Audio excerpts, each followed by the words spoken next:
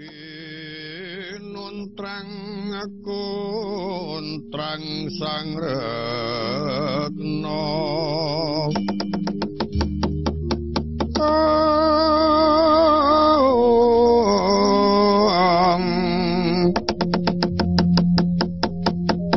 Yayaiwang Bathara Tatra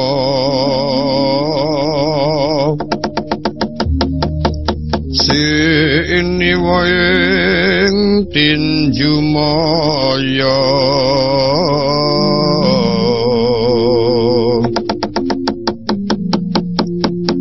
Nalendra ngandika Nalendra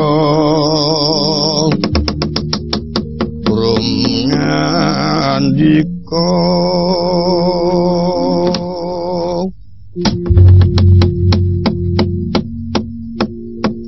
Estungkara manik jagat dewaku menggota patih Candrawati ora dadi kageting pamikir jeneng sura banjur ingsun timbali maju ana ngarsaning ingsun nuwun kawula tampi mawi tangan kekalih pangendika dalem Kanjeng Dewaji ing rumentah dumateng abdi dalem sakderengipun Gusti Nata Agung lenggah wonten dampar kencana estunipun ing abdi kepatihan sampun sumadya marak sowan wonten Abiyantara kejawi saking menika kepareng ngaturaken pabekti mugi kunjuk wonten ngandhap padha mawantu-wantu nuwun banget panarimaning ingsun sira ngaturake sungkem ora liwat lumuntring pangastu tinggal tampanono dat kawanting kucing weni rum sepos randuning badan kula suwun mugi dados nora daging kayuanan senajan abdi tumenggung semonogo pepak kabeh para wadyabala ing padha ngadhep ana ngarsaning ingsun bocah katemenggungan menawi Kanjeng Dewaji ndang dumateng ing abdi dasar kula sakderengipun Gusti Nata Agung lenggah estunipun sedaya para manggalaning praja sampun sumadya ngadhep wonten Abiyantara malah kathah para kawula dalem dedak merang Siti Sewu inggih sami ngaturaken bulu bekti saha glondhong pangarep-arep kunjuk ngersa dalem Kanjeng Dewaji tak tampa kanthi ledyaring pamikir mracenan yen to kabeh para kawula kena kinarya ruwang embat watang putung ejum kumbul ruwet sabubaring pepanggihan pangastutiku enggal wratakna marang kabeh para wadyabala kula nuwun kula suwun kanthi sanget mugi hangayomana katentreman sekadarmanipun Kanjeng Dewaji mengkono Pate kula nuwun wonten paring adhawuh sinuwun aduh tak cerakake cerak tak wraketake ora ana liya mung jeneng sira ingkang kudu tak jak ngembat watang putung ejung kumbul ruwet ya ngrembug jroning kraton uga sak jabaning negara mriyi nulajeng kula cadung tangan kekalih dawuh timbalanipun Kanjeng Dewaji kejaba sangka iku gandeng kananing kraton kang wektu iki bisa tata titi tentrem sangka bungaing pamikir ingsun karana rikala semana ingsun bisa mungkasi gawe nyirnakake retuning kalangan Suralaya ya rikala jaman matine Prabu Maesasura lan Patih Lembusura sakwadya balani banjur ingsun pinaringan triman widodari ya Gustimu Kanjeng Ratu ingkang wektu iki minangka dadi suwing para putri angesuwi kabeh para wanudya ing kukuban kraton Gwokis Krendha diajeng Dewi Tara ya Utara Kasih li anggone bebrayan angladene ingsun wis rada sawetara suwi kabukti sangka keparinge Jawata pinaringan sih dina iki sembahmu wis angger binu wadalah wis syukur binati sen meracenan yen to tulus lair batos Gusti kula Kanjeng Ratu anggenipun angladosi Gusti kula sinuwun ing Wukis Krendha Patih Candrapati. Kejaba sangka iku banjur ana gegambaran pikir ingkang anglambrang.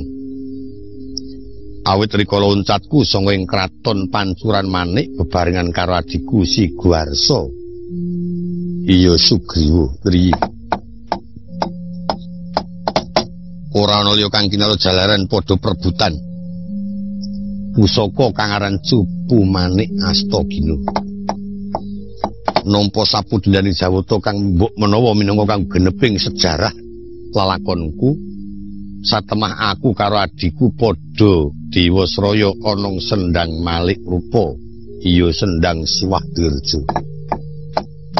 Satemah salah kedaden kaya mengkene wujudku. Prastiyaku karo Si Adi, duk rikala semana, sebaya mukti, sebaya mati. Pisah karo wong tuwa bebarengan ayo padha prihatin. Mukti ya aku karo adikku, upama kebajute tiwas aku karo Sugriwa. Ndri emane eman banget mung lantaran Siing Bathara kang pinaringake marang aku ya Gustimu Kanjeng Ratu ing rikala semana diparingake karo aku. Tekan tundhone dadi lantaran pisahku karo adikku Sugriwa. Saengga seprene embuh ana ngendi bocah iki. Ingsun utusan marang para kawula supaya ngrambu-rambu nglacak marang adikku ana ngendi jumondoke sing perlu bakal tak rangkul, tak jak bareng mukti, tak jak bareng ngenyami kamukten nyekel panguwasaning praja. Ewa semono durung ana pekabaran. Mengkono pati.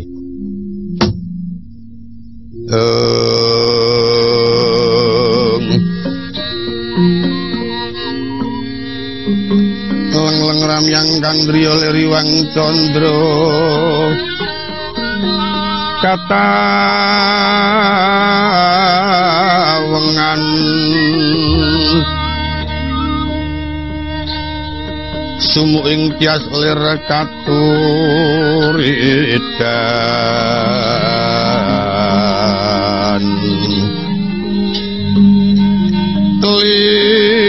limut kapiataning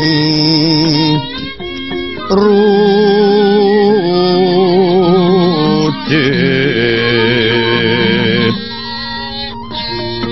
remrem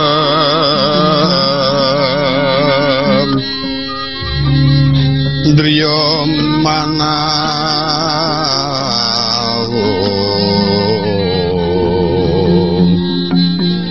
kekunging yuang wiseso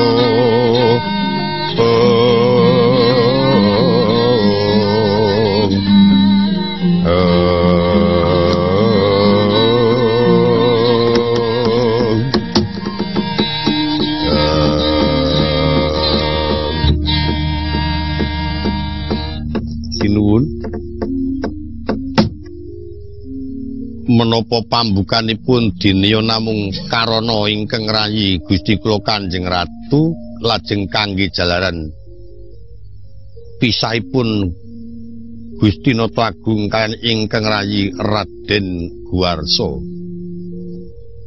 O jeneng sira durung uninga, piye dene mangertosinu?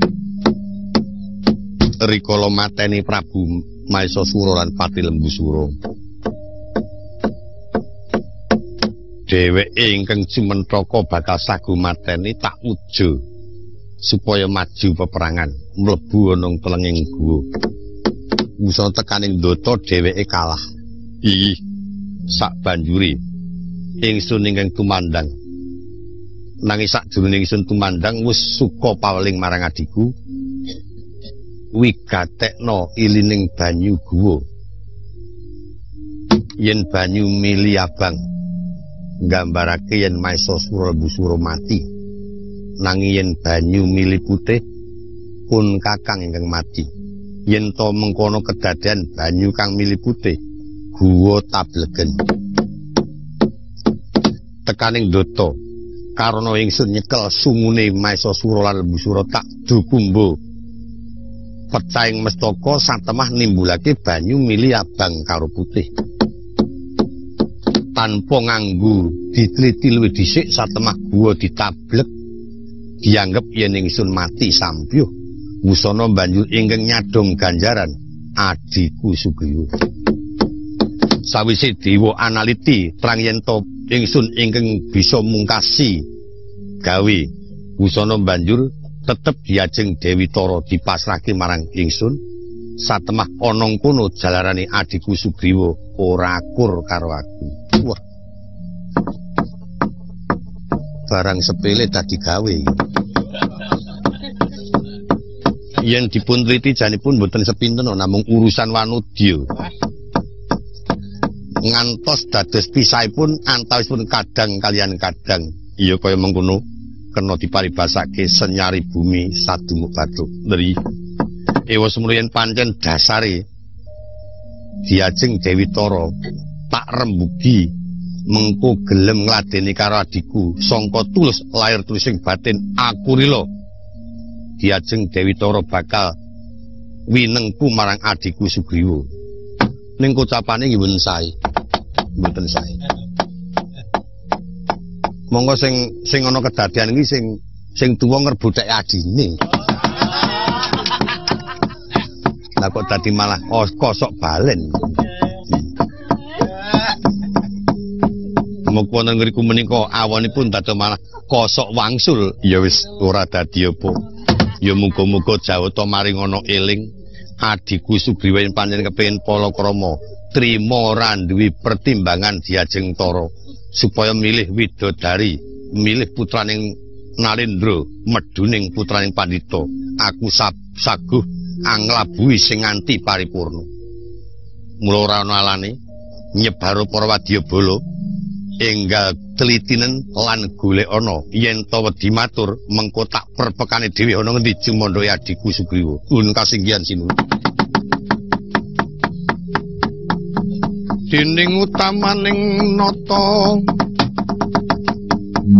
berbudi bawa laksana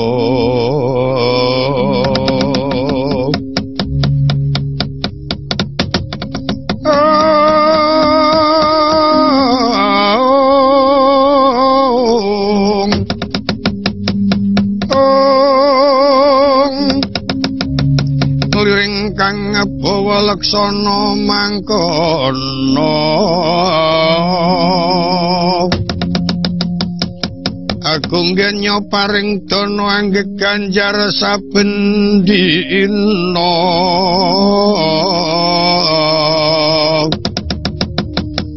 liring kang berbudi netepi pangandika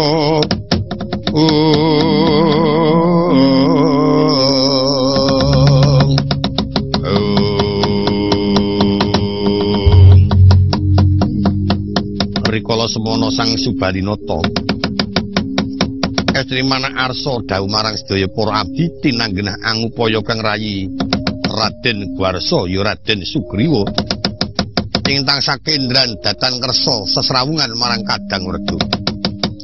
Sangka kamanganing penggalih satemah Tri Pandurat tan kepareng wedaring sabda tembung Tri wilangan telu Pandurat pengendikan. Tigang pengendikan datan kodeng lati kesaru gegering jaba piyak ngarsa tangeping wuri. Werging paswanan yen to ana tamu kang wusuhan. Mancat wonten ing longo tinggil Binaturata kaya ngapa gembirane sang Subalinata. Tetela yen to nyemanjing ing tinggil Binaturata kang rayi Raden Gwarsa. Kepareng lucita indriya, Kakang Subali, aku teko.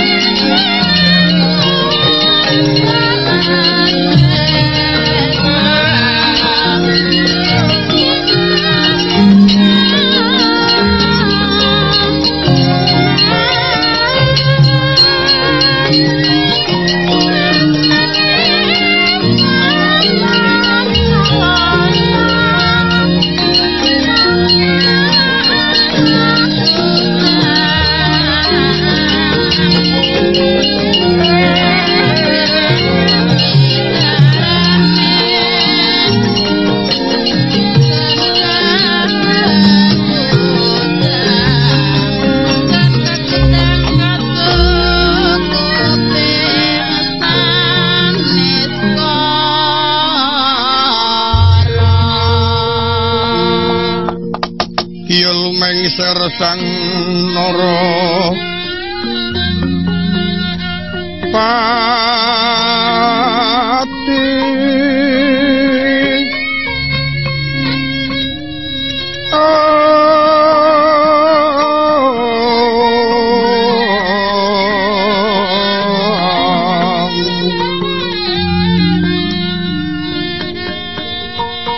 tekaping prawandawa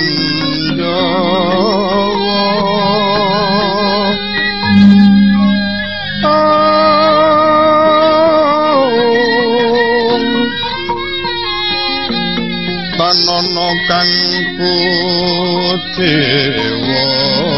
raras raras urma seping Driya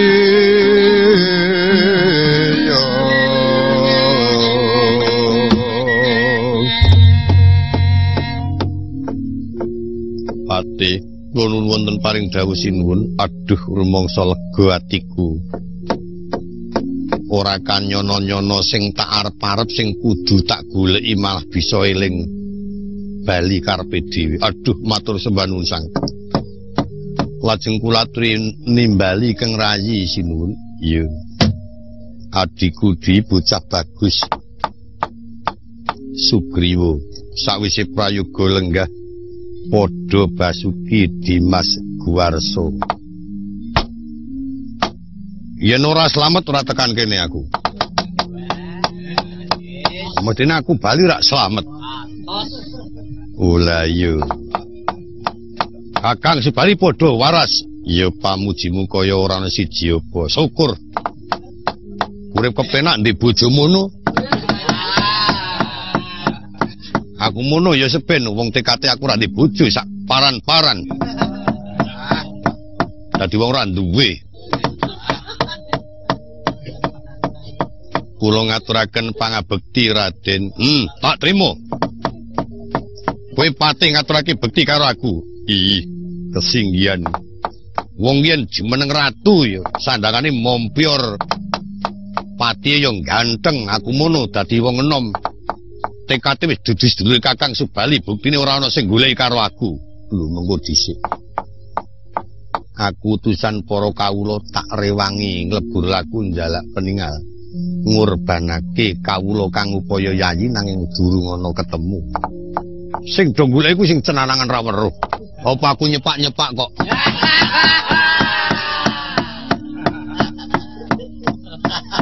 Sawise prayoga Yayi kasinggihan banget tumraping Jawata paringse marang pun Kakang mula dina iki Yayi Sugriwa gelema ayo tak jak mukti bebarengan nyekel pangwasaning praja.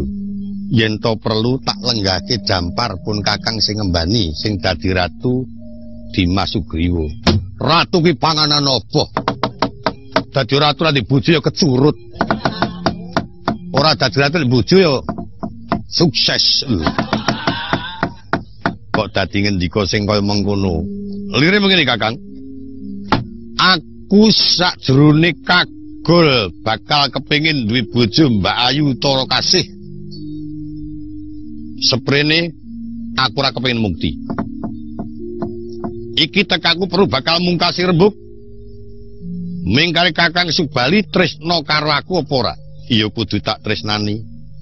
Kowe karo aku urip rikala masih timur, ditinggal sedo Kanjeng Rama. Urip ing kedarang-darang, urip ing nelongso diriwangi prihatin. Ing wektu iki bisa nampa kamukten. Ayo bebarengan mukti marang pun Kakang. Tulus lahir tusing batin katresnaku marang Yayi Sugriwa. Yen pancen kowe tresna karo aku, negara iki lenggahana. Aku saguh ngembani. Tak dadekke ratu, nanging Mbak Ayu Tara Kasih tak peke. Yen Kakang Subali ora rila Mbak Ayu dadi bojoku, ateges Kakang Subali ora tresna karo aku. Mengko dhisik to, Di.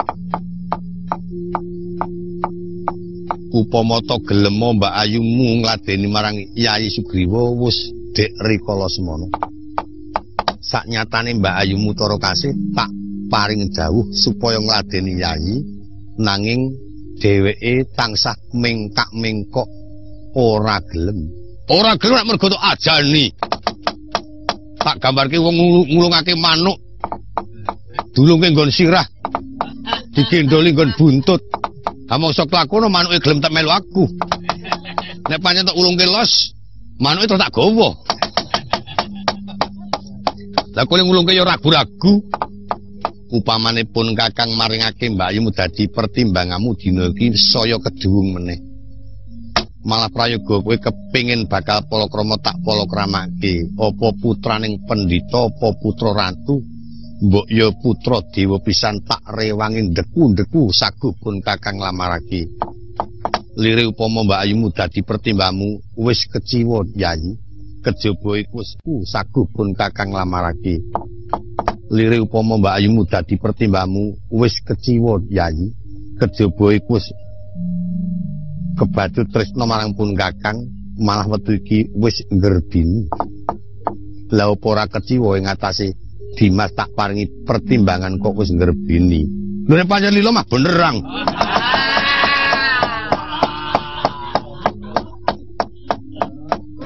Anakmu ya anakku. Upama wis esuk lair bocah tok pimpin ra urung bocah ya klular-klulur kok kowe.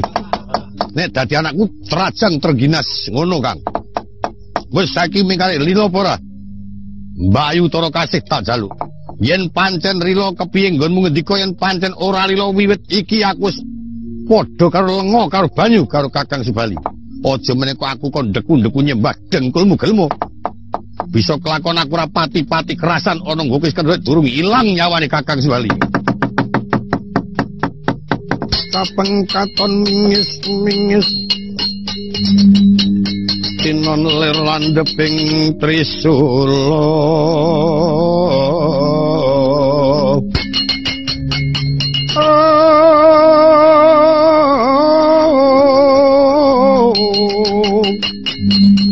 Tumandu ing jangga mungsu tumanceping Brahmastra kang kantaka aning bumi.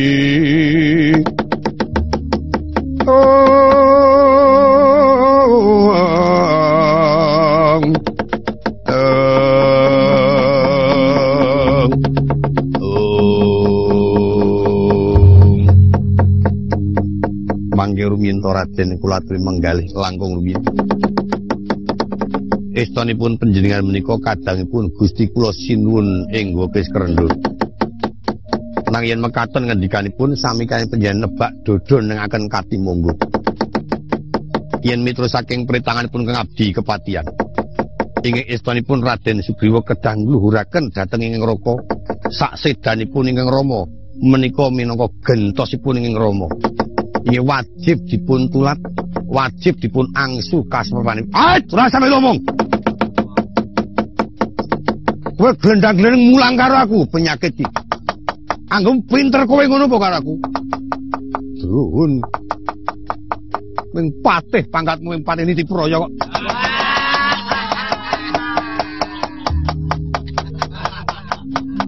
Mulang karo aku. Lho kula menika mboten ateges kok nyaosi piwucal. Namung kula ngengetaken dhateng Raden Sugriwa. Ming kari Kakang Subali lila apa ora yen pancen lila mbali bakal tak pek bojo. Nayen ora dulungake aku tegel karo Kakang Subali. Agal aku ya wani, alus aku ya wani. Ketek klular-klurur kok ngono.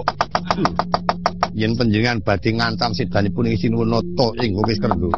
Saged ngepok kontanipun Gusti kula Prabu Subali yen kula sampun pejah wonten ngajengan panjenengan nantang para metu jepot juwil raimu ha.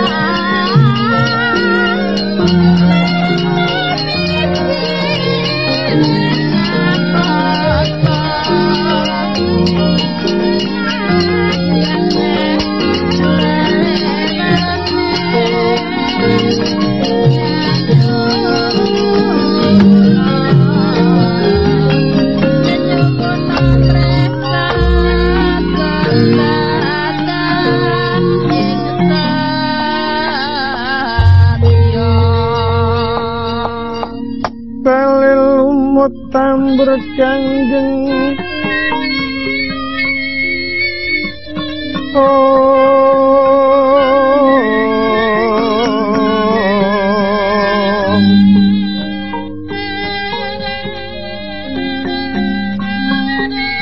lamun mati aja dadi dewa ratu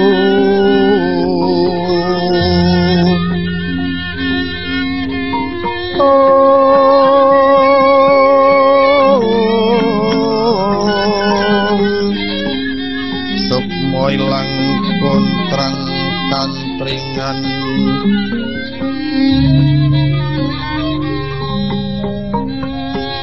untating sukma dedencengan ler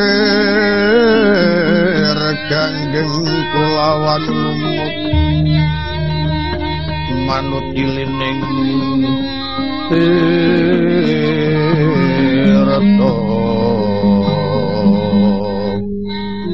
tumekeng samudra loyo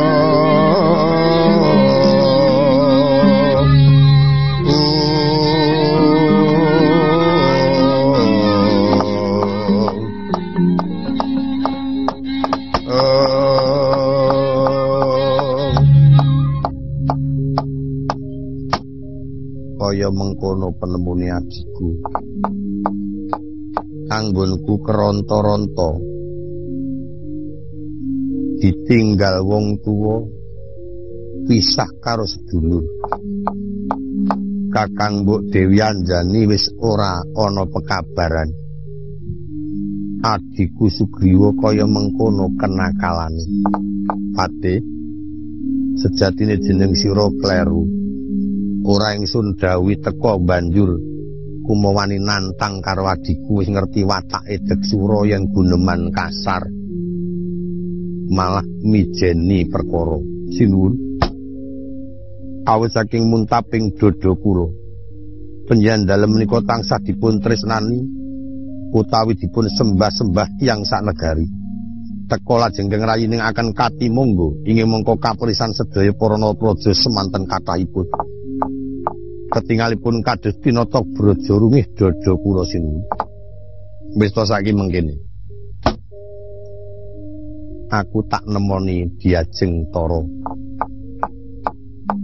supaya gelem ora gelem karben didhawuh karo Sugriwa banjur jeneng sira metu njaba adikku temonana kon tunggu tekaku sawetara nanging pomo dipomo aja tok waneni ndri supaya sabar tunggu tekaku mengko bakal tak pasrahke pertimbanganku Diajeng Tara pun ngestuaken dawuh kepareng kula nyuwun pamit medal jawi ngemban dawuh timbal dalem Kanjeng Dewaji sing praitna ngati-ati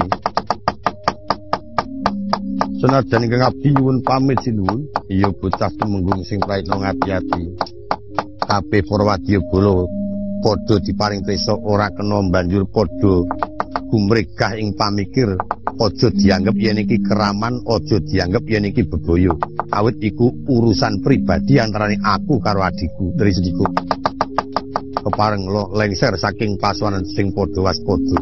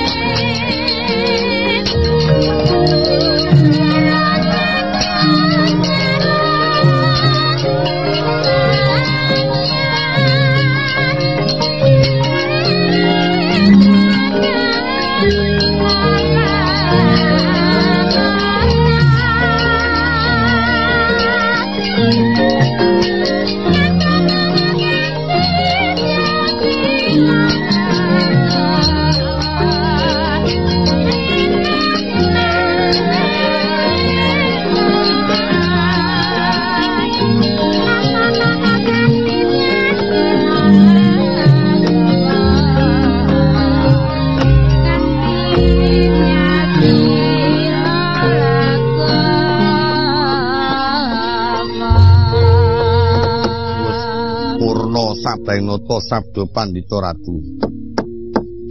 Sabda pangucap Pandhita temen ratus ngarani pangandikaning Pandhita sepisantan kena wali-wali. Sabda Narendra pisan rata tiyang sanegari Yayah Tirta Kresna kang pibeng glancang buya kepareng nebek. Arsa kundur gedaton kanthi rasa kang langut Prabu Subalinata. Ginarbek para abdi budaya ento sinawang saking Mandrawa Pindha dewa kairing para widodara widodari sekedhi kurang sawiji.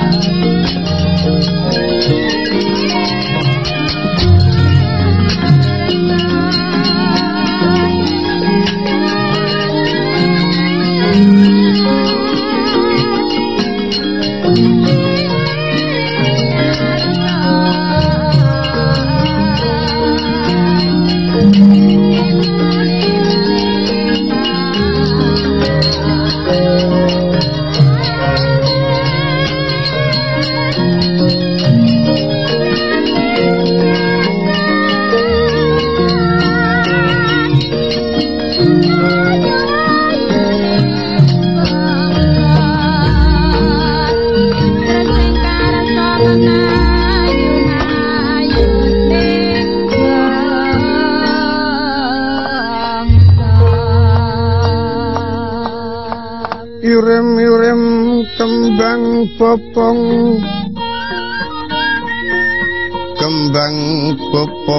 sari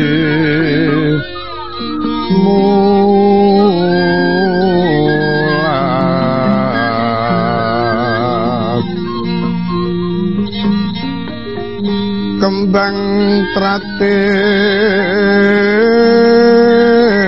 bang rerayungan telung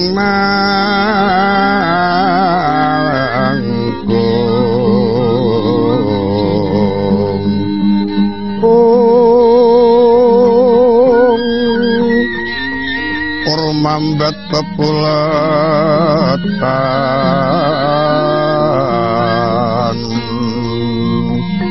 leresan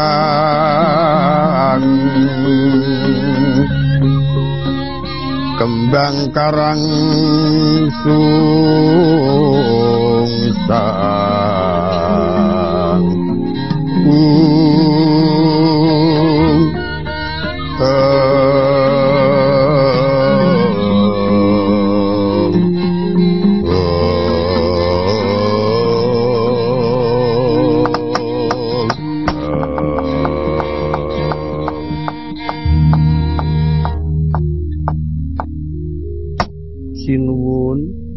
ngaturaken pangabekti sinuwun. Iya Yayi, pun Kakang tampa ngaturake pangabekti marang pun Kakang. Ora liwat pangastutiku tampanana. Kula pundi wonten mestaka mugi dadosa jejimat kula sinuwun. Yayi iya. Kepiye anggonmu nampa sing Bathara nggerbini ing pangrasa ora ana Prabawa apa-apa. Kados sampun sae mboten menapa-menapa benjang keng putra kakung menapa putri sinuwun. Ya wis kakung ya arep putri ya arep. Bocamban wonten dawuh. Gustimu diladeni sing apik-apik. Awit iki agi wae bobot sepisan mesti tumraping batin ora iso pisah marang ingsun utawa mesti ana-ana wae cobani. Kula nuwun inggih. Yu, anapa? Gustimu kuwi ing atase garwane wujud pragusa kok gematine ora jaman. Angger kundur gedaton ya terus dipapak digandeng. Lenggah bebarengan yur kembul dahar. Ngono lho yu, ngarang sing jenenge katresnan ki ya ngono kuwi. Aku ki karo kakangmu ki ya tresna kok. Tresna tenan wektu iki tak tresnani seploke rabi wurung kae. Seprene aku tetep tresna karo dheweke. Iya. Angger mi kondur saka nyambut gawe terus tak pethuk terus tak tuntun. Banjur tak jak kembul dar ya aja kagol Mas, lemu palakrama. Karang soal iki karang aku cacat peok iki dadi. Banjur dheweke pamit arep palakrama ya tak rilani ya ora apa-apa ananging karang ya sing jenenge halangan ki yang dilalas ana-ana wae direwangi ngadekke setik ning ora sida ora saiki angger mikondur saka sangkan-sangkan ki ya terus ngelus-elus aku ya mak digedhek-gedhekke anake aku iya ngono ning gumonku kok seploke gagal rabi kok mangan kok entek akeh kok tak hitung-hitung kok 6 bungkus kok entek ki ya.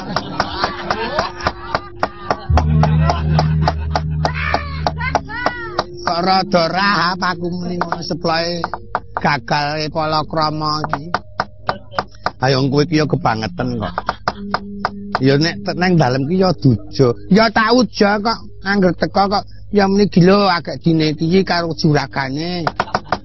Aku ya mung dulungi 1000 barang ya pirang-pirang dina ya ngono kuwi. Aku wis ora apa-apa ya tak wae-wae prihatin. Ayo. winganane iki mergo keyun-yun apa kepiye anake sing gedhe iki digandrung dhewe kaya.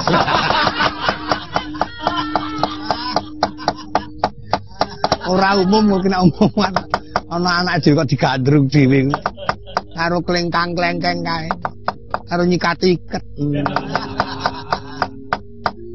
Wae gumunku wong Gerbini kok ya Bandungan ngono lho. Gustimu Dewi Tara Gerbini aku iya. Ha iya iki wis rada lumayan iki kowe iki. Mulane aku ora mung duka-duka wae. Sebabe semelang nek anake kokean ngono. Ora ngono, kok gak senanu sing lair ki pelo meneh.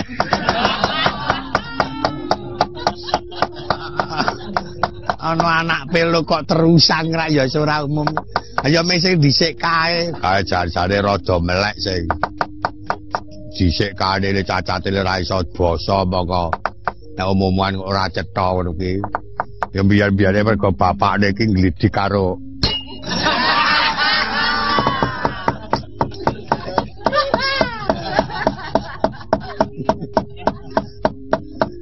Ora wae, ora kok mergo kuwi. Iya, mesti iya. Dadi entah saka glidik apa terus nular. Mula saiki tak awasi iki aku sesasingkas ora iso nyambut gawe iki. Aku meneng omah karo nyetel-nyetel TV. Angger sesuk melu nyambut gawe karo rombongane aja takon. Angkara ya goleke pangupa jiwa kok ya ora oleh kowe ya kebangetan kok, Dik. Ambek ya wong mono ya sing kaya aku sithik ngono, rileks ngono lho. Mbok ya ben ngono. Ayo ta? Dik, ayo. Wong soalé wong nyambut gawe ngono. Sesuk Gustimu ki bayen sing iki kakung apa putri ya. Nek miturut penemuku babaran ki ming kadelok saka kananing nggon bangkekan. Nek bangkane iki bunder ning Gerbini kuwi mesti putri. Oh, yen bunder putri. Nek rada lonjong kakung. Lonjonge ya mendhuwur dadi gligir ngono lho. Ah nekku kok malang. Kowe yo soraken ana wong bayi kok nang jero kok mujur merene iki rak yo. Mbok iki sesuk tak mek-mek iki mbok kakung mbok putri. Angger aku nesu so tak anteme dhewe wetengku. Akae sing wedok kae mergo aku mbiyen nesu tak antem dhewe sik bareng lair sirahe peok. Sing ora-ora bar tak mati kaya birko aku niku. Wong sira kok kaya birko kowe iki. Kajaba sangka iku Yai. Praptanipun Kakang kundur ngedaton sumurupa menawa dina iki pun Kakang nampa pisuwane adiku Sugriwa. Kula nuwun ing isine dheweke bakal kepingin banget urip bebarengan marang si Adi. Mbok menawa keparing penggalih kanthi aku rila lair batin sing tak karepake aja nganti aku pisah karo sedulur. Upamane Diajeng Tara tak dawuhi supaya ngladeni karo Sugriwa kepiye. Ya kuwi putraku, nanging wektu iki angleganana marang adiku, aja nganti banjur Sugriwa pisah marang pun Kakang. Mengkono Yai.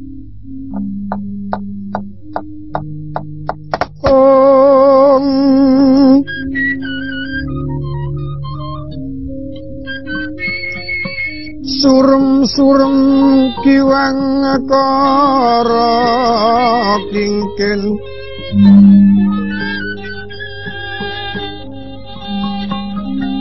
lir manguswa kang layon ilang sirna denya memanise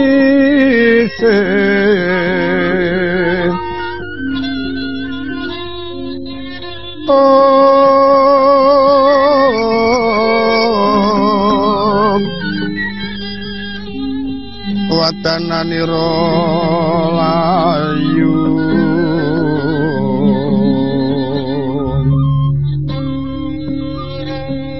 kumelku cemranyo mratani mring sariran nipun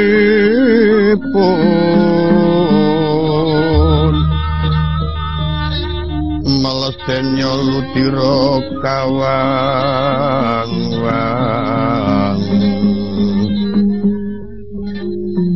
gegono bangsu mirap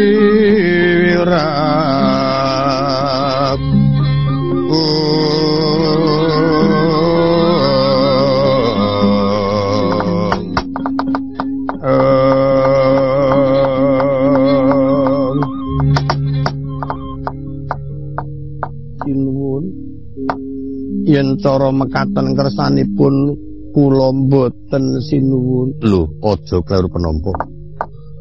Senajan to dina iki diajeng pisah marang pun Kakang, nanging mung tumrap ana gelar. Senajan pun Kakang uga prastya, saklawasipun Kakang ora kepengin mageban kulawan Wanudya. Ingin tak jaluk senajan to pedhet semene anggone bebrayan. Besok muga-muga ana ing jaman kelanggengan tetepo siadi ana sandingku bebarengan angadhep marang mustikaning dewa. Yen mekaten panjenengan menika mboten tresna kaliyan kula, lair batin pun Kakang tresna. Yen cara kados mekaten kula mboten saged nglampahi wong entas ngladeni karo sing tuwa kok terus ngladeni sing enom. Sinuwun kantun panjenengane penggalih kados pundi menapa panjenengan trimah kula dherekaken menapa panjenengan trimah nyipati kuwandra kula sinuwun kula pejah nganyutuwuh pejah kula labet katresnan sampun sesarengan kaliyan putra ponang jabang bayi sinuwun nanging yen panjenengan dasar keng kula lambeti lan keng kula tresnane kedah saged meper kamurkanipun ingkang Rayi Sugriwa. Aduh, malah saya kewan. Yen aku tetep ngantepi adikku Sugriwa supaya manunggal, kudu aku malah nyawang kuandane bojoku. Yen aku abot pertimbang aku pisah karo adikku. Wah, kepiye lelakon kok kaya ngene. Yang sing tak pikir-pikir kebangetan Subila kok. Sapa? Subila. Subila Sugriwa. Engko ora urut. Mengene Sugriwa kudu Sugrawi. Engko iki ya sing ora ana deme kadange Sinuwun Subali kaya Subila iki ya. Ora dunung. Nah ya elingku yang ngono kuwi kaya Dik, kowe kaya nyucuk aku angel apa-apa aku sing dicucuk kowe kebangetan temen karo wis wiyang-wiyang.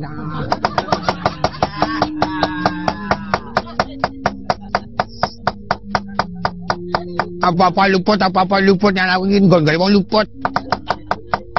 Bangeteng ora.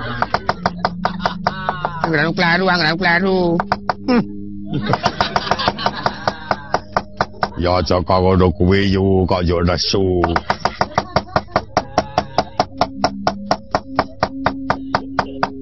Amule aku nek kok ngene iki. Nang ngene mung disia-sia.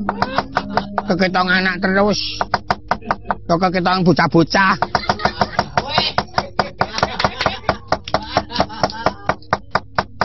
Ora kok jenenge sia-sia ora rebuk direbuk ora ditalan ora kok njur.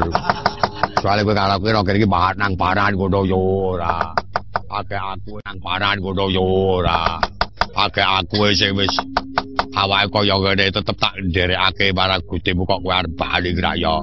Nek dipikir weteng kowe rendah-rendul.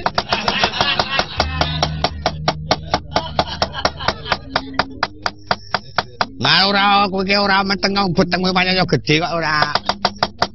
Ya wis saya prayoga nonggonmu lenggah pun Kakang tak metu njaba tak temonane adikku Sugriwa.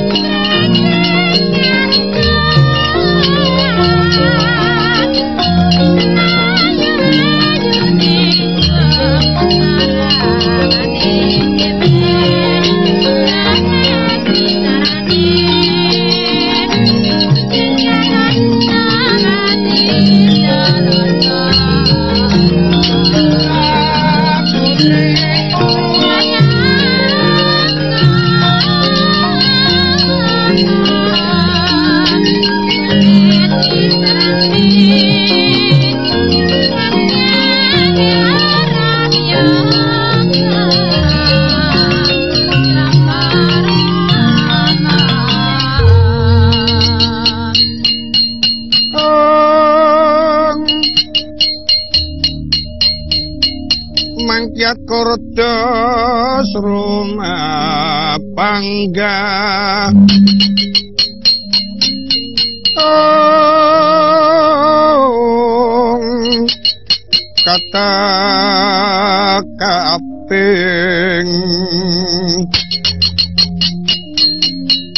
kata kaping Prawandawa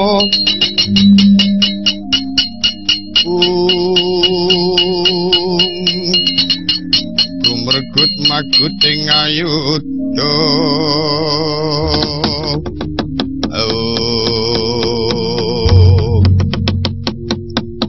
nungsung pawarta Rekirapati nungsung murta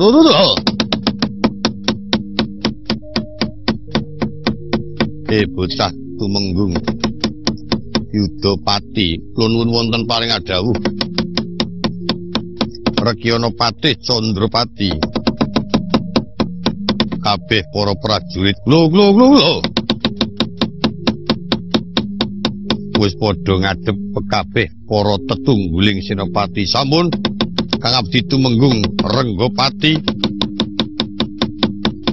Andokapati Wanengpati Surapati sampun sumadya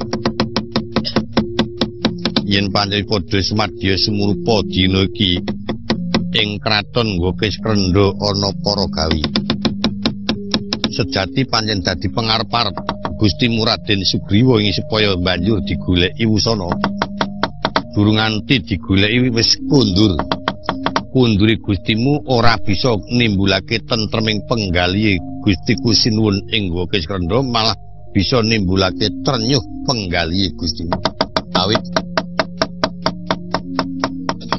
bakal nyuwun supaya Gustimu Kanjeng Ratu Dewi Tarakasih gelem ngladeni marang Raden Sugriwa diparingi keterangan ingkang akeh-akeh ora ndareng dadi ngendikane Gustimu malah nengake katimonggo nganti kaya-kaya kurang kuat dadaku satemah aku banjur ngaturi wangsulan sawentara dadi klera-kleru nanging sakwise mungkur Gustimu Raden Sugriwa aku nampa dawuh supaya aku matur marang Gustimu Sugriwa lerem sawetara jalaran Gustimu Kanjeng Ratu bakal diparingi dawuh marang ingkang sinuwun Sri Buminata ing Ngokis Krendha kersa ora kersa bakal diparingake marang Gustimu Sugriwa wah ana-ana wae nanging kula kinten kok ingkang mboten dalan menika malah Raden Sugriwa lajeng penyapun Rekyanapati mboten kepareng nglajengaken klenta-klentu yen jane ora kepareng samenika ngaten iki mawon yen saged dipun peper penggalipun semanten dados klenta-klentu mboten menapa-menapa pancen ing pangajap aku kudu mengkono aku kok ora merga wani marang kadange sinuwun nanging merga aku kewajiban ingkang njaga negara awit mbokna ana kedadian rusak negara ngurbanake para kawula senajan to kuwi kadang dalem ingkang sinuwun iku kewajibaku ya iki tanggung jawabe patih mriki ingkang angka 2 pancen niat bakal tak coba sepira kekuatan Raden Sugriwa kok gebangaken temen nggone ngewak-ewakake sampun mumpung Gusti kula sinuwun Prabu Subali mboten prisa pun caketi saged pun rembagi kali sae syukur wasemanten mboten budi sembadani bangga dirampungi sing padha ngati-ati kabeh para wadya basa siyaga gaman aja raga-raga maju yen ora tak dawuhi sendika yo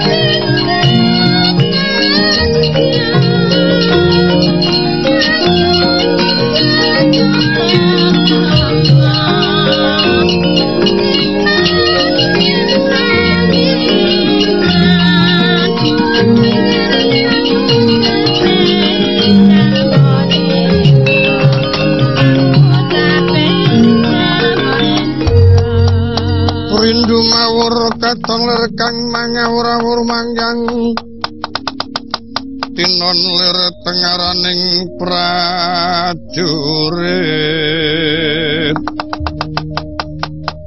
gong maguru gongso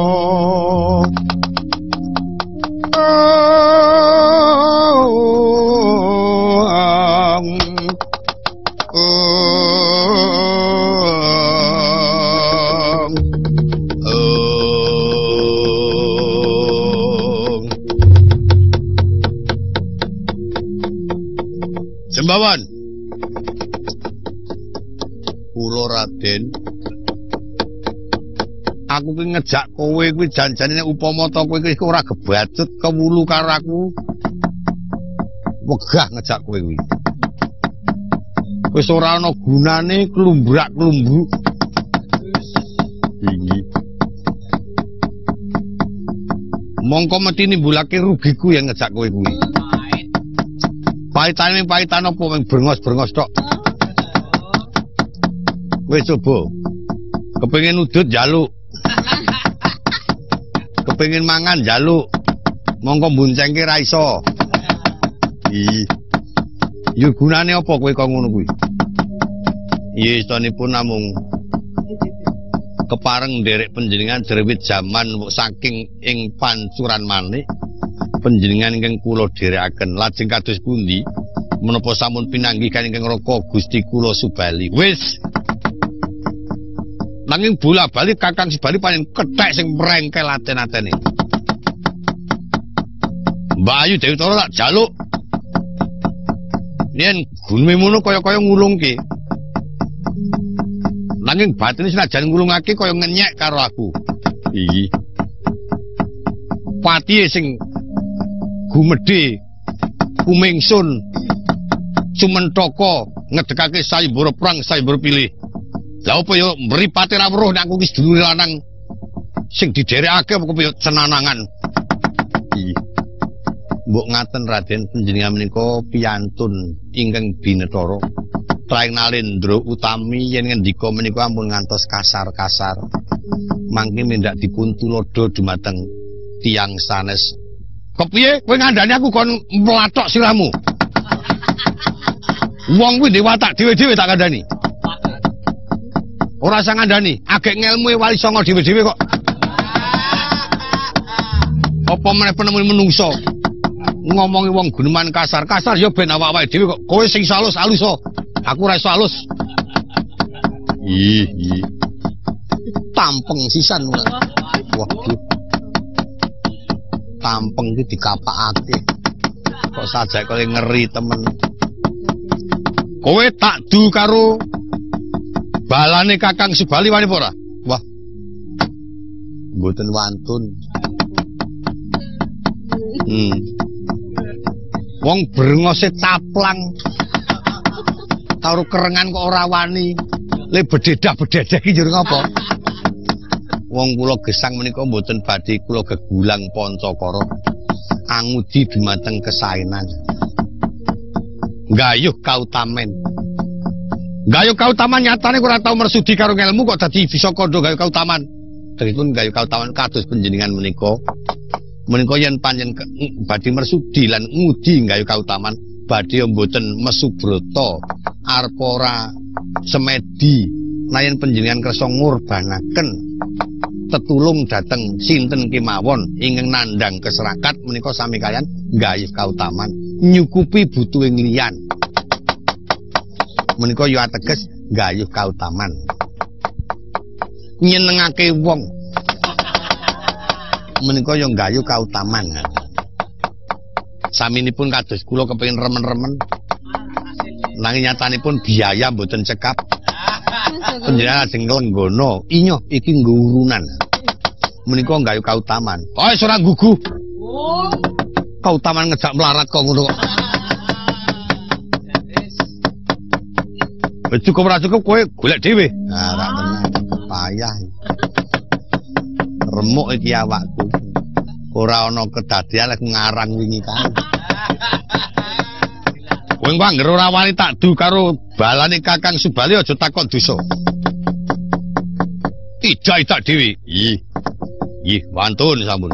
Yen pancen wani dipethake terang iki mengko ora dulungake Bayu Dewi Tara bedah. Oke serdo.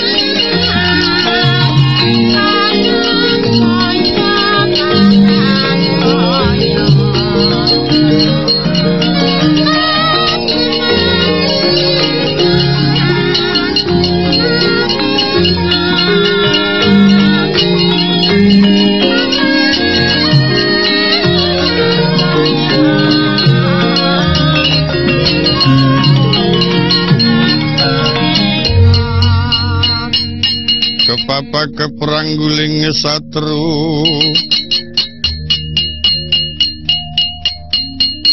bawat nyobentarmu ulat risang suranggong koro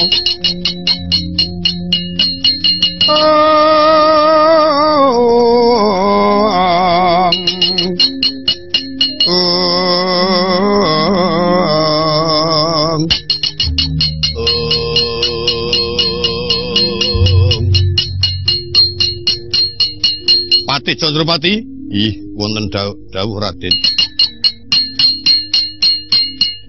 Kowe yen pancen kepengin dawa umurmu, aja cumenthaka melu-melu ngukui Bayu Dewi Tara.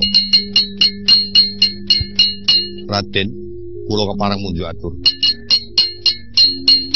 Mboten kok ateges kula badhe ngukui dumateng Gusti kula Kanjeng Ratu. Namung kula ngaturi prisa dumateng Raden Sugriwa. Panjenengan menika satriya muda.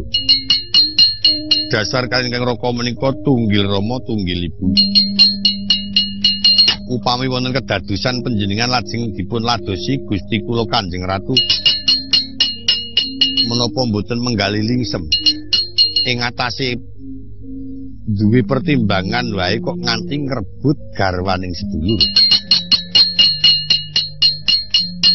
Wonten ngriku menika mbok iki kula aturi ngagem. Menapa mboten ndadosaken kucem dumateng Raden Sugriwa. Wis rasa medang. Isin-isin apa? Sapa sing wani isin-isin keplak temenanan. Padha dri senenge ndak isin-isinan. Mengkari Kakang Subali lila utawa ora. Apa dianggap aku ngrebut bojone Kakang Subali elek? Aku dianggap ngerebut bojone Kakang Subali banjur asor budiku. Patih goblok ora. Tondo aku moncer kaprewelane ditresnani karo sedulur tuwa. Dhewe iso momong karo aku, jare sedulur tuwa kudu bisa momong karo sing nom. Ngaten niku kedah mespadaken sing dimong. Yen panjen sekirane sing dimong kuwi apik-apik, yen perlu dilabuhi pati, awit ing kono labuh dumateng kebeneran. Yen tumindakipun panjenengan awon, menapa kelampah Nyang Raka bakal momong karo wong sing tumindak ala nguja kamurkaning sedulur kang tumindak ora bener. Iku kula aturi mendho Raden, kengabdi pati menika anggenipun matur sampun. Kowe ra sampe usul.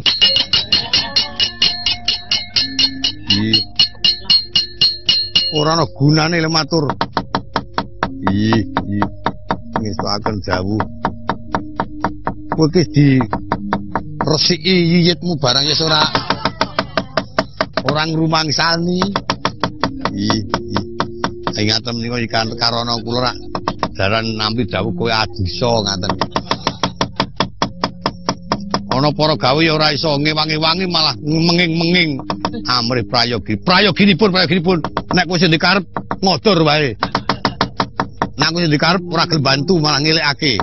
Nggih. Gestunipun saking penuwun kula menika ampun ngantos panjenengan wantun kan Kadang Werda. Mengkali dulungake apa ora Kakang Mbok Dewi Tara? saged kula caosaken yen wis gemlinding sirahe Wrangka dalem Gokis Krendho Candrapati tau jateng siramu wong suwu.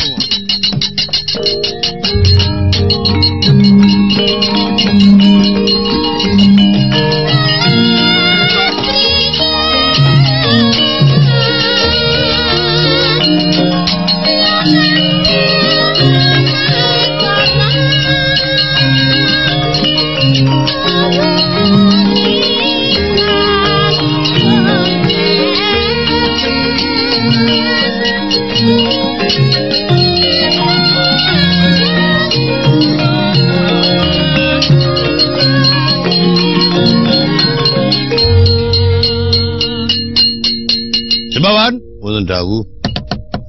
Iki ora melu perang hati-hati kowe. Ijak temenan.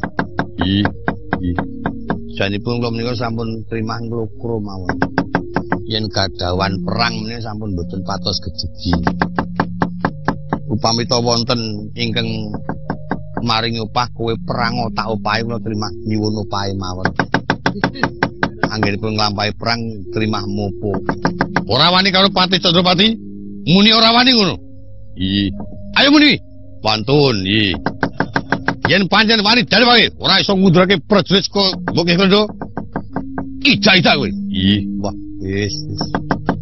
Momong piyayi sing pekok mongko nasar. Angel kok golek wong sing nasar ngono. Yen nyuwun pangestu mangke kula labrake tiyang Gokis Krendho. Ora gelem ngundurake hati-hati sagae.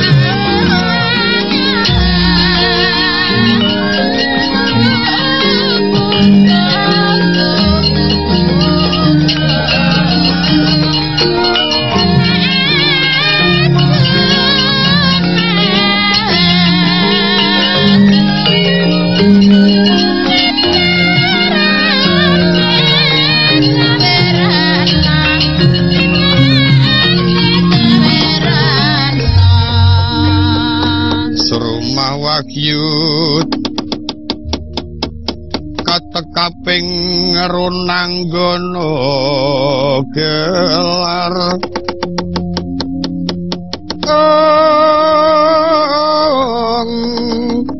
ya prawasa pinarwasa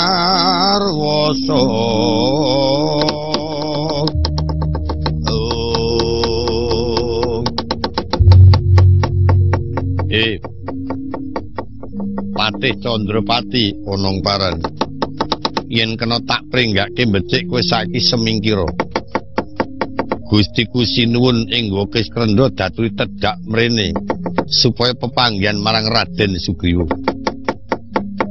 kowe kapi Jembawan iya rikala semana iki pepatih ing Pancuran Manik tak kandhani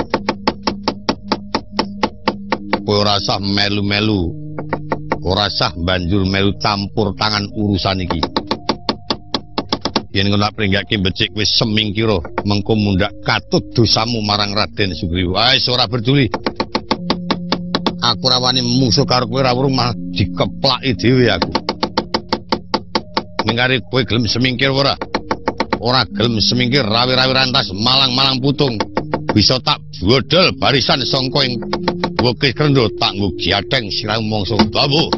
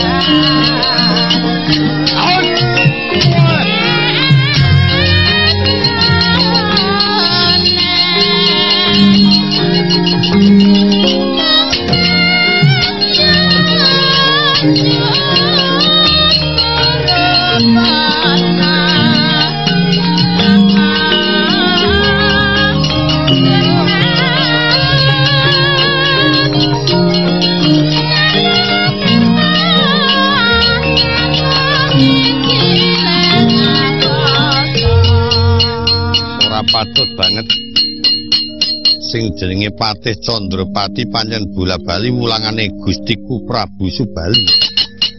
Winasis peperangane mumpuni olah kridaning yuda. Pancen dedasar serep kadigdayan. Ayo saora-ora bendina diwejang. Beda karo Gustiku Raden Sugriwa. Mejang meneh gelem mejang. Lunga wae. Mubeng sing tanpa ana tujuane. Lah tekan tundhone kurang prihatine. Beda karo Gustiku Subali. Gentur tapane sering tindak ngupaya tuladan ngeningake cipta. Panjen wong lunga ki werna-werna. Yen lungane lunga becik ngudi kawruh ya ndilalah. Lungane iki bisa oleh pengalaman. Dadi wong lunga ki pancen apik rasa-rasa. Nek sing ora oleh lunga-lunga kurang pengalamane. Kuwi terange ning kono. Zaman Gustiku Subali kerep tindakan pengalamane pancen ya mumpuni mungguing kaweruh. Haning kae ming ubak-ubak lunga ming mubeng wae ngunder. Nah, tekan tundone kurang pangertene. Ah, kuwi ning ngono kuwi. Aja takon dosa gamanku tampano tak paming dodo pecah dadang mangsa wurunga.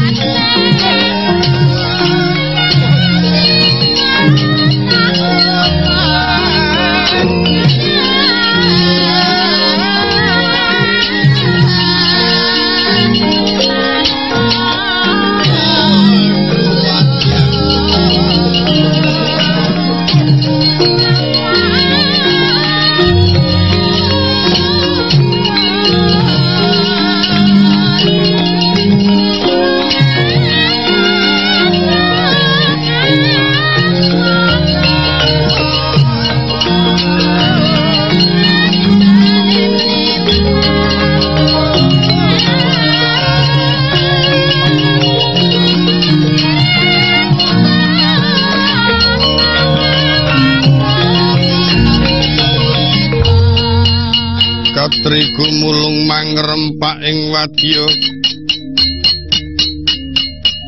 makiri rero nanggono ronanggono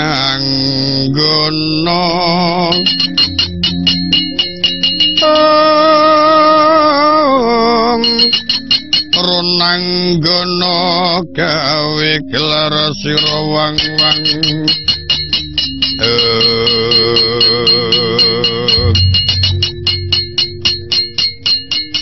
Sembawan wonten dawuh menang mau kalah kawon sampun kula reka daya kados menapa kemawon tetep mboten sasap kula betakaken godho kula antem godho kula mbeleng kemawon malah godho dipun saut dipun gebakaken dhateng kula nyumanggaken Raden kula mboten kiyat wah wis nggawa kanca munyuk ming cungar-cungir ora ana gunane lha kowe iki yo niat pengen nyambut gawe apa coba kon perang rawani kon bawa ra iso coba nyumanggaaken sinuwun kula mboten saged anglampahi dawuh malah yen saged panjenengan mbok inggih kula trima nunggal kaliyan ingkang Raka Sinuwun ing Wukis Krendra murih prayoginipun lan kiyat ing pemerintahan kraton Wangkis Krendra wis rasa kowe ngomong karo aku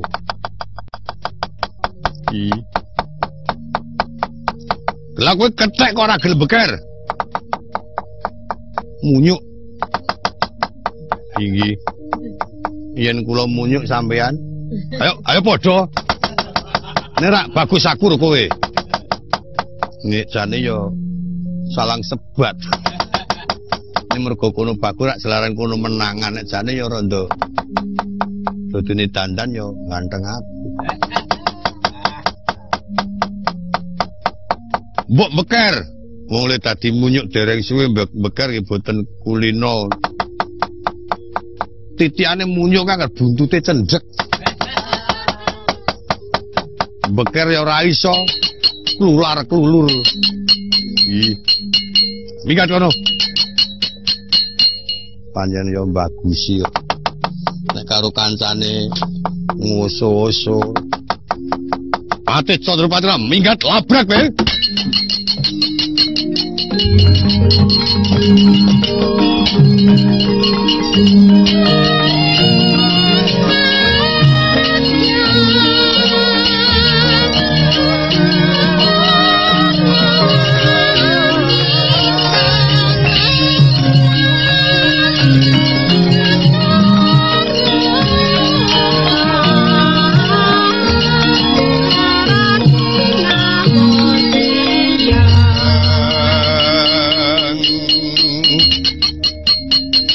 Cantutku merguting ati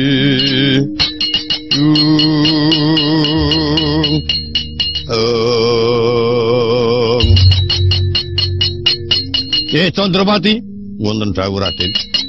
Ora usah basa karo kowe pancen nganggep musuh ae droni. Kula tansah badhe angajeni dumateng panjenengan karana panjenenganipun kadang dalem Gusti kula Ngesinun Prabu Subalinata. Ora sampe campur tangan Kakang sebalikon kita mrene. Saged ngepok koncanipun Gusti kula Nata Gusti Krendho. Yen pejah ngabdi kepaten labrak broni.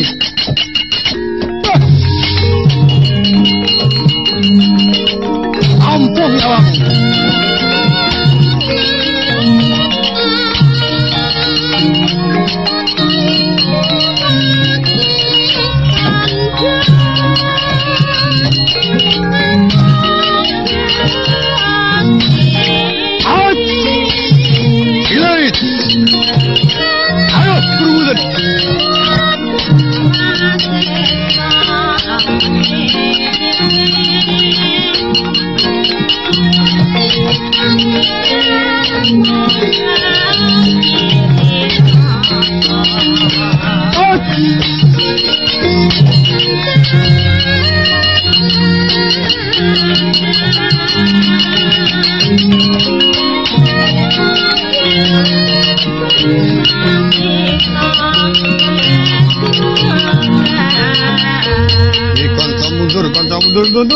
Mundur.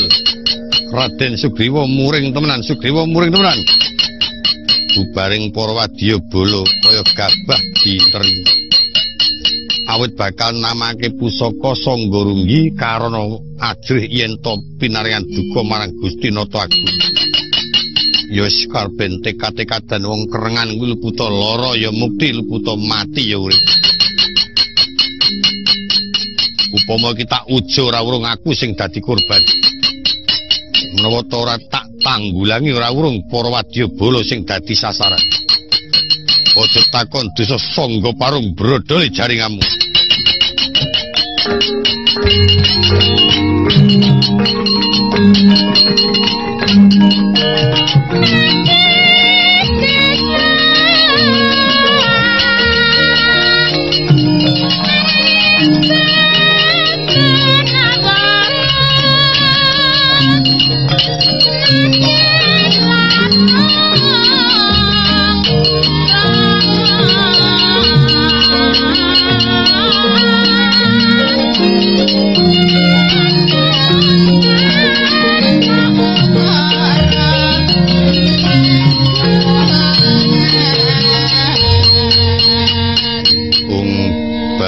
Langgeng sinunggi datan aurat sawise ingsun mijil sangka ing kedaton ora ngerti jebul para wadya bala kabeh buyer kaya gabah dinteri. Adikku Sugriwa ngamuk iki malah Patih Candrapati ngligo gegaman yen ora tak peper bisa Narajapati Patih aja tok adepake adikku tak pethukne dhewe.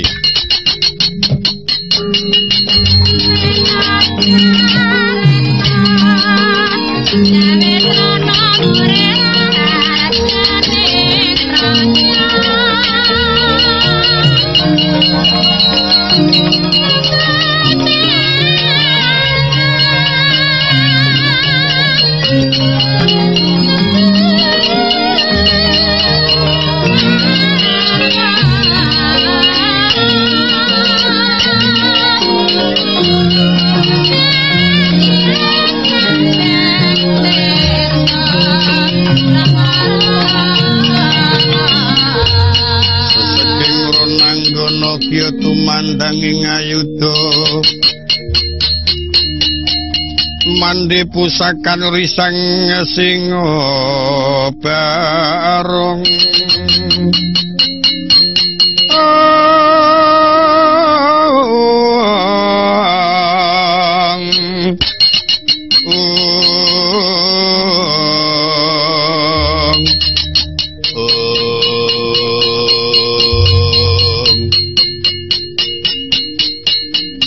Patih, kula nuwun wonten paring dawuh sinuwun.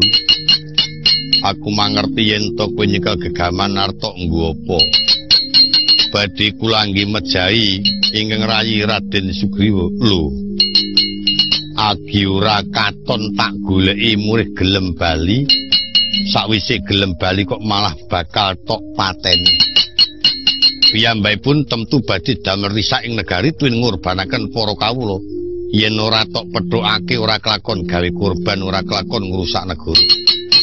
Nang bareng tok pedhokake kanthi nguja kamurkanmu wis cetha yen bakal murup makantar-kantar murkane adikku si Sugriwa.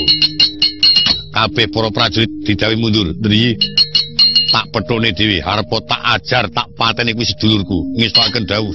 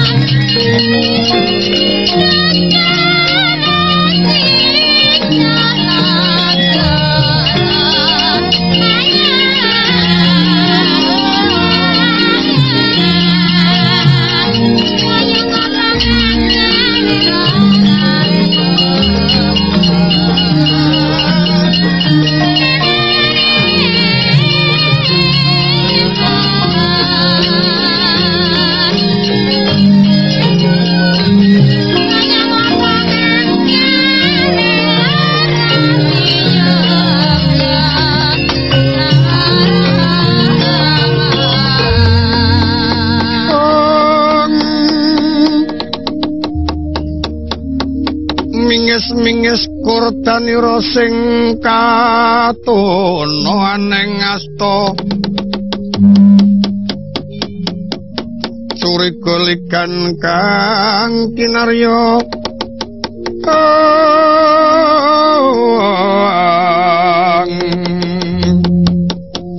kinarya sifat kandeling ayuda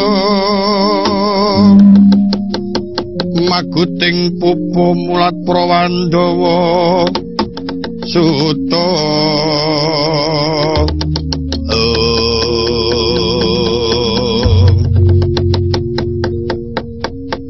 Kakang Subali. Iya pun Kakang Dimas. Mbok bathuk mungkin nggo mikir. Abote sepira kowe ngulungake karo Bayu Tara, Druhun iki. Wong jadi wong gerangan kok ora adil. Yen pancen dasar kowe adil bisa momong karo sedulur, Bayu kudu toneke aku. Tak kandhani ya, Di. Sak pungkurmu padha klera-kleru karo patih iki mau. Aku manjing kedaton. sing isine patih wis tak paringi prisa supaya Dimas Sugriwa tunggu sawetara. Mbok menawa mengko mbayimu tak tari gelem. Ora ngerti jebul pancen malah padha klera-kleru. Patihmu diajar. Patih kurang ajar. Ora muni ngono kuwi mau malah nantang karo aku. Kon rene menungsane. Ida-idae. Patih kok ngono kok dingu. Ya wis karben ana tuna lupute patihku. Adi sing agung pangapuramu. Tane ngapura ning Bayu tak pek. Tak kandhani ya Di.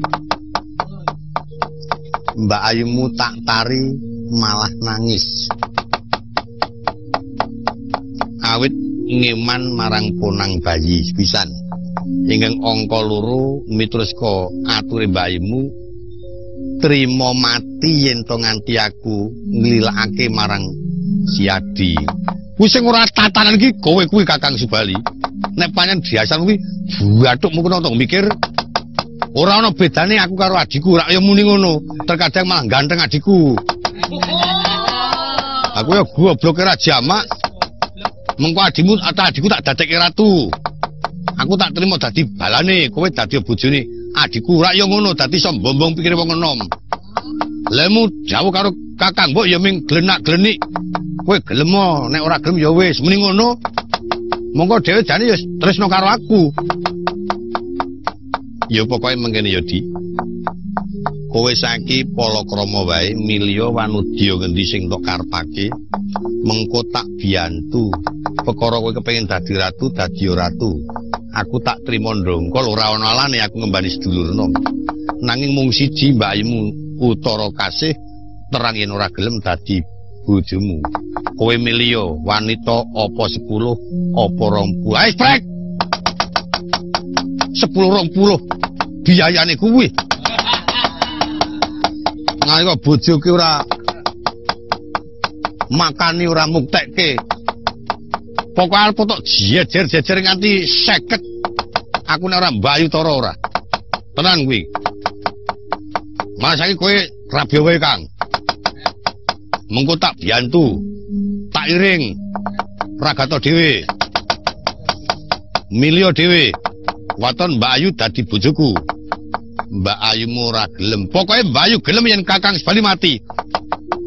Yen Kakang Subali durung mati ora bakal kakon Mbak Ayu gelem dadi bojoku. Banjur karemu. Karepku kudu kowe tak pateni. Oh iya to. Yen pancen kowe bisa mateni aku patenono perkara Mbak Ayu tak pasrahke yen wis gilang-gilang kuandaku karo tugel ngono terus iki.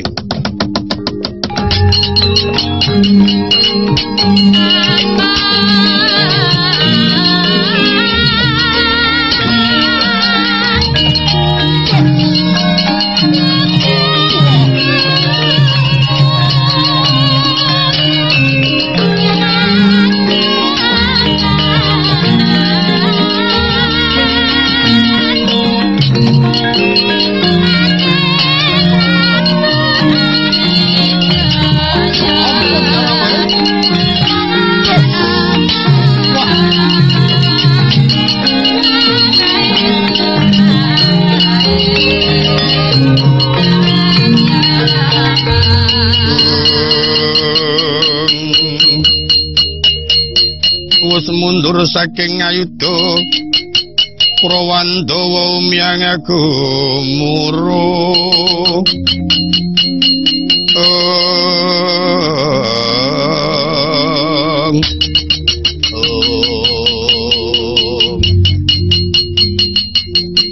Ora patut banget Kakang Subali pancen mamerke Digdaya. Tak antemi tak diotos tak cokot mbeleng wae males pisan wae ora. Pameran Yayi yen kowe kena tak pringgake becik. Ayo bebarengan mukti marang pun Kakang ana ing kraton Wukis Krendha. Mung siji kowe aja ngarep-arep Mbak Ayu Mutara Kasih kang sakbenere ora tresna karo Dimas Sugriwa. Senajan to ora dadi pertimbangmu kuwi ya Mbak Ayu. Wis ora peduli. Odol-odol kres wetengmu.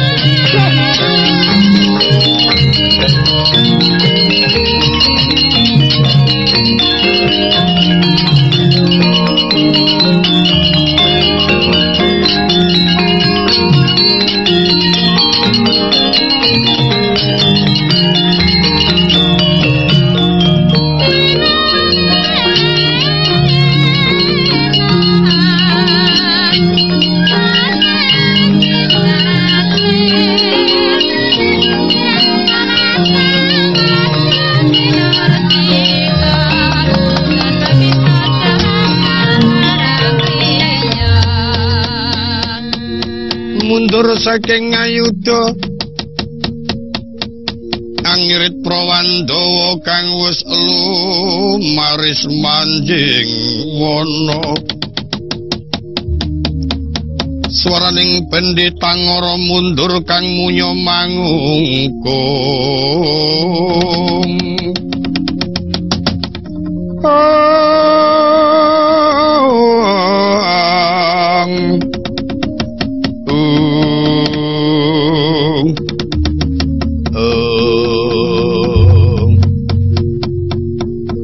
Dos pundi Raden? Jembawan, Nun. Kakang Subali pancen digdaya. Tak agal mbebayani, tak tibani gegaman ora tumama, tak cokot ya mecengel. Ming gumunku nyawane ki pira? Munyuk siji kae. Mangkita Raden mbok mboten perlu kasar ngendikan. Wis frek. Urutaya monggo panjenengan menika dipun teliti tembung prek menika ngantos misuwur. Awit ingin kirang tanggap ing pemanggih dipun anggap menika saru. Monggo janipun mboten. Kowe ngerti ora tegese prek? Mboten mangertos.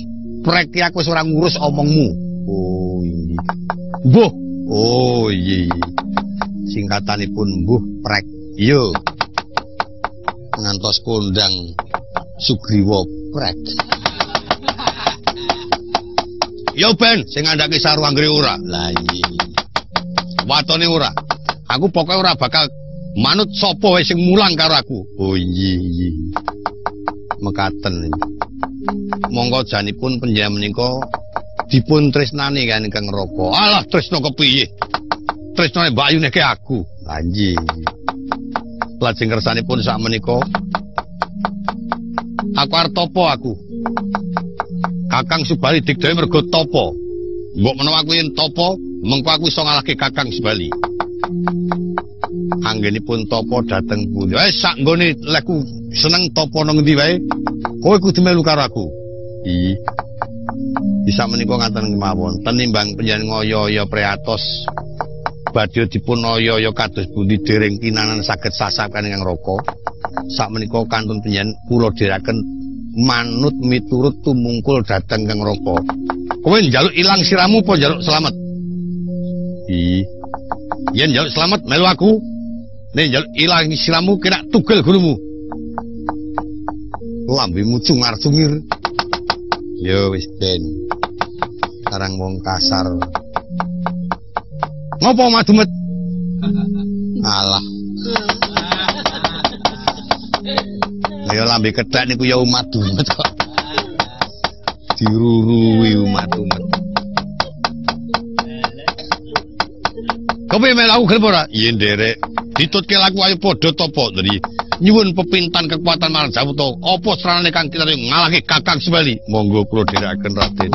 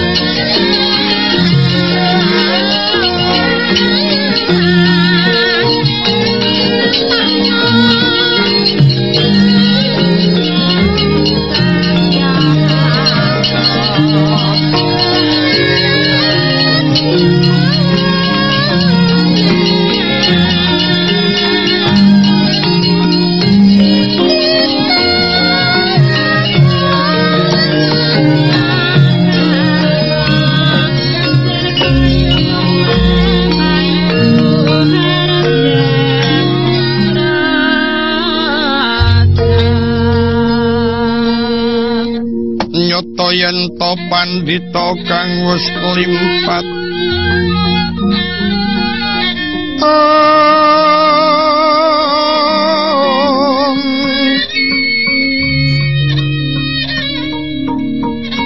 winangun samuning samu dono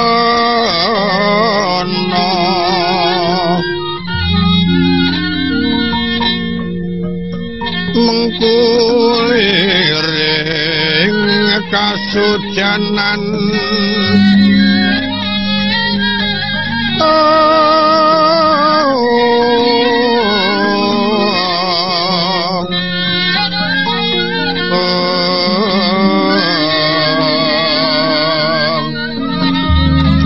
wening adroning driya